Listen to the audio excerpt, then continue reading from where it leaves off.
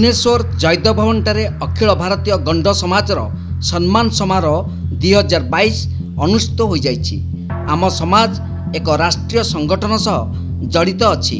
आम संप्रदायर पूर्वपुरुष माने देश और राज्य पई जो कर्म करी विकास पथरे आगे नहीं विभिन्न सरकारी पदवी रे रहिचंती मंत्री विधायक सांसद होइचंती सेमानकु सम्मानित करबा पई आज राजधानी को आसी उत्सव पालन करुछु बोली कहिचंती महासंघर साधारण संपादक प्यारीमोहन नायक। सेही बड़ी सम्मान समारोह रे पूर्वतन वरिष्ठ कर्मकर्ता विभिन्न क्षेत्र में ख्याति अर्जन करिथिबा सरकारी पदवी थिले सेमानकु मरणोत्तर भावे सम्मानित करी आगामी पीढ़ी को दिग्दर्शन देवा एही सभार मूलमंत्र और तल स्तर थिबा लोकमानकु विकासर मुख्य स्रोत रे शामिल करिबा प्रति गाँ पंचायत ब्लॉक स्तर रे आम समाजर प्रचार प्रसार करबा पई एकाठी होइछु बोली कहिसंती गंड समाजर राज्य सभापति महेंद्र नायक।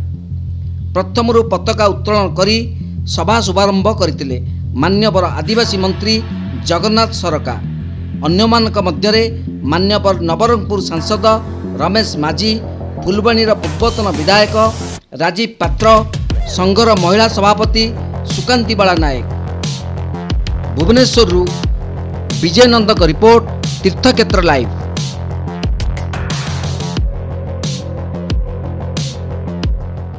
अखिल भारतीय गणना गौण महासभा ओडिशा प्रदेश रे आमर जो वरिष्ठ कर्मठ एवं आमर जो पुरुखा लोक माने थिले विभिन्न क्षेत्र में से ख्याति अर्जन करथिले, विभिन्न पद पदवी सरकार थिले एवं तांकर जो ख्याति पाई आज तांकर परिवार मरणोत्तर आम आज सम्मान करूँ और परिवार वर्ग को उत्साहित करूँ।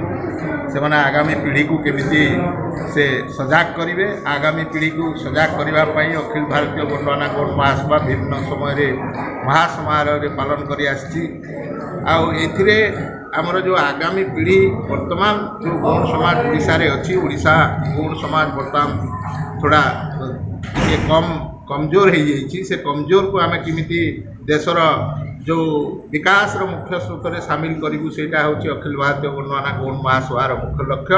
आपाई आज आमर मान्यवर मंत्री आदिवासी मंत्री जो साकासार आसमें आम विभिन्न समय गुहारी करूँ।